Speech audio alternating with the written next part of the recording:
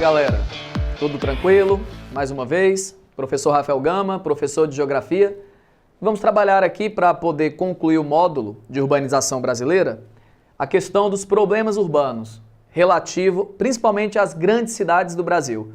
Embora eu goste sempre de deixar bem claro, os problemas urbanos hoje eles atingem não só a cidade grande, como as cidades médias e as pequenas cidades. Agora, é óbvio que alguns problemas, como por exemplo o trânsito, a questão do lixo, são problemas maiores nas grandes cidades, principalmente nas chamadas regiões metropolitanas. Então vamos lá. Para a gente começar, nós temos um problema aqui hoje seríssimo e que o Enem aborda muito, que vem a ser a questão do lixo. Essa questão do lixo, primeiro tem que ser relacionada ao modo de vida hoje. O modo de vida brasileiro hoje de uma grande cidade é um modo de vida cada vez mais americanizado. É aquele modo de vida pautado, sobretudo, no excesso de consumo, o chamado consumismo. E se eu pensar também que houve um poder de compra maior nesses últimos 10 anos do brasileiro, nós tivemos aí as pessoas consumindo mais, desde alimentos, como consumindo mais passagens de avião, mais automóveis, mais roupas. Então tudo isso vai gerar como consequência o quê? Essa problemática aí do lixo também.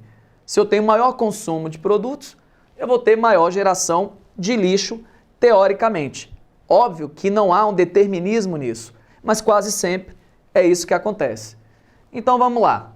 Essa questão do lixo, o Enem pode fazer uma abordagem com você e fazer esse debate, essa relação com esse aumento do poder de compra e de consumo do brasileiro, com esse excesso de consumismo. Beleza. Para tratar o lixo, o que a gente pode propor lá na prova do Enem, na questãozinha do Enem? A gente pode propor, por exemplo, o lixão a céu aberto? Não, né? Isso aqui é o mais comum no Brasil, infelizmente. O que vem a ser o lixão a céu aberto? É o que a gente mais nota. Quer dizer, a gente vê aquelas prefeituras no interior que não sabem dar um destino adequado para o seu lixo. Então, simplesmente, você tem ali um terreno no qual você coloca o lixo, muitas vezes há a queima desse lixo sem controle algum, muitas vezes joga-se um pouco de areia, terra, chama-se de aterro sanitário, que de aterro, sinceramente, não tem nada. Ou então deixa, o que a gente vê na maioria das vezes, até na beira de várias estradas por aí, quando a gente viaja, a gente vê aquele lixão a céu aberto. Aquilo ali fica exposto a insetos, você vai ter ali roedores que vão propagar doenças, sem contar o mau cheiro. E sem contar aquele riscozinho do chorume. Chorume. Lembra? Quando você tem aquele lixo orgânico, restos de comida, por exemplo, no qual vai formar aquele líquido, fedorento, e que vai poder penetrar pelo solo, subsolo e contaminar lençol freático, contaminar de repente nascentes de rios. Então lembra desse nome, o chamado chorume. E lembra que o lixão a céu aberto não é nem de longe ideal, tá ok? Mas é muitas vezes o que é mais utilizado no Brasil, infelizmente. Aí nós temos outra opção, que poderia ser os chamados aterros sanitários. O que vem a ser um aterro sanitário? Um aterro, muitas vezes, você tem umas valas, essas valas, elas são protegidas por um material que é impermeável, então você coloca o lixo e mesmo que haja a produção do chorume, o chorume ele é canalizado para um depósito adequado. Ele não vai ser deixado ali para poder penetrar pelo solo ou subsolo, contaminando lençóis freáticos. Então veja como já é bem diferente de um lixão a céu aberto. Você ainda pode compactar esse lixo, que vai caber bem mais. Depois você pode ainda colocar uma espécie de uma chaminézinha para poder retirar esse gás metano. E o ideal, sabe o que seria? Transformar esse gás metano, muitas vezes, em gás carbônico, através da queima. E aí, por que seria importante? Porque o metano, ele é 21 vezes pior para o aquecimento global, na mesma quantidade, é claro, do que o gás carbônico. Então, guarde isso aí também. É o que nós chamamos de CO2 equivalente. Ou então, na provinha do Enem, vai ter um CO2 e um Ezinho aqui do lado. Gostou dessa dica? Bacana, né? Então, CO2 equivalente do metano, do CH4, 21. 21 o quê? 21 vezes mais nocivo para o aquecimento global, na mesma quantidade que o gás carbônico, por exemplo, no caso o CO2. Tranquilo? Beleza.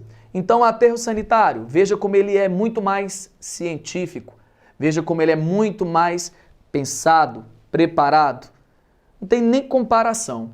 Isso aqui deveria ser, muitas vezes, o mais utilizado no Brasil, e não lixão a céu aberto. Podemos também, eu não coloquei aqui, mas nós temos as chamadas usinas de compostagem.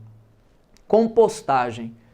Compostagem seria o quê? Você pegar o lixo orgânico e transformá-lo em adubo.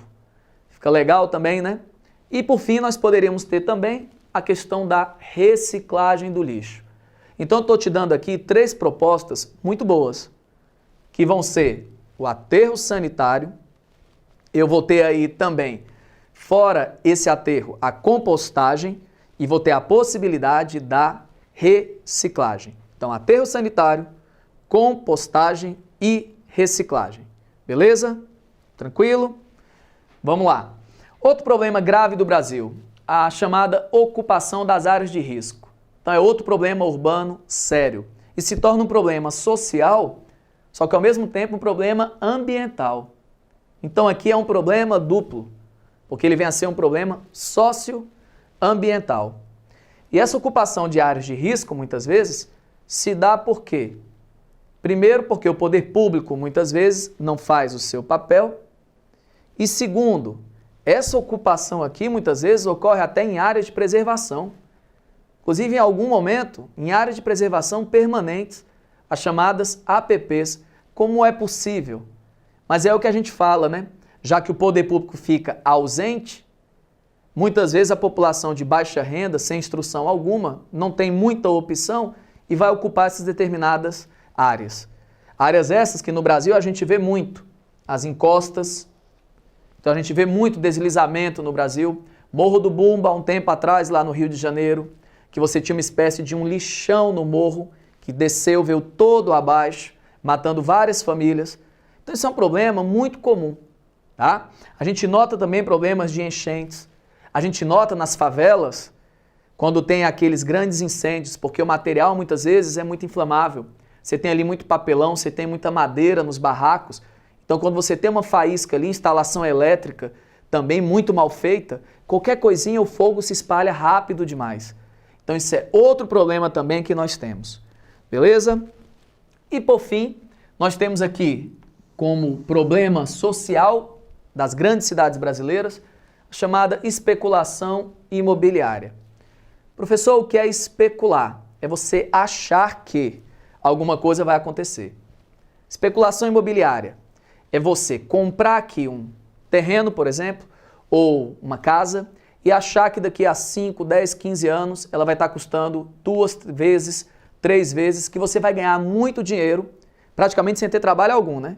Porque veja, eu comprei um terreno, deixei 5 anos parado, é óbvio que de um ano para o outro há inflação, há uma valorização, mas você espera muitas vezes que a valorização aconteça numa velocidade muito maior do que aquela causada pela inflação do mesmo período. Então você quer especular. É aquilo que a gente fala muito. Cidadão compra o terreno hoje, com 5 anos ele quer ganhar 3 vezes. Não existe nenhuma inflação que chegue isso aí. Em 5 anos no Brasil, no momento atual, triplicar a inflação. Isso não existe. Então o nome disso é especular. Só porque que é um problema. O terreno é meu, eu comprei, está lá parado, aí é que está. Se você tem vários terrenos parados, faça uma comparação com o campo. Eu tenho várias terras, só que terras paradas, improdutivas, não estou produzindo nada. Onde é que isso é ruim? Outras pessoas poderiam estar usando a minha terra para produzir. A mesma coisa é a especulação imobiliária. Se eu estou com um terreno parado, ocioso, sem fazer nada com ele, é sinal de que eu não estou precisando. E é sinal de que eu poderia, então, ter famílias morando ali.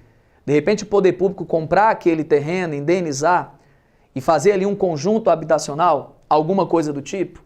O que não pode é o terreno ficar parado muito tempo, só à espera de valorização. Então, o nome disso, fica de olho, chamada especulação imobiliária. E, por fim, a gente nota aí um grande problema urbano no Brasil, que é a questão do chamado transporte coletivo. Transporte coletivo, achei bacana, estava vendo uma reportagem comparando a produtividade de um trabalhador brasileiro com um trabalhador americano. E pasmem, galera, o que um americano faz, o Brasil precisa 6 vezes mais tempo para fazer. Imagine aí. E isso, o brasileiro trabalha mais horas diárias, muitas vezes, ou semanais, do que o próprio americano. E tu sabe um dos motivos que eles relacionaram a essa baixa produtividade do trabalhador brasileiro? Relacionaram, entre vários outros problemas, a questão do transporte coletivo. Conclusão que os estudos chegaram: o trabalhador brasileiro é um trabalhador cansado. Por que cansado? Porque ele fica 2, 3 horas para ir, 2, 3 horas para voltar no seu trabalho, diariamente. Não dá tempo nem muitas vezes dele fazer uma faculdade, uma pós-graduação. Esse tempo de 3, 4, 5, até 6 horas que ele fica perdendo dentro de um transporte, poderia ser perfeitamente utilizado na questão de uma reciclagem, de um curso, de uma graduação, um mestrado, algo assim do tipo. E a gente sabe que melhorando a educação, aumenta sobretudo também esta produtividade. Sem contar que até o estresse diminui. Beleza? Então, bacana. Espero que vocês tenham gostado e até um próximo momento. Forte abraço, galera!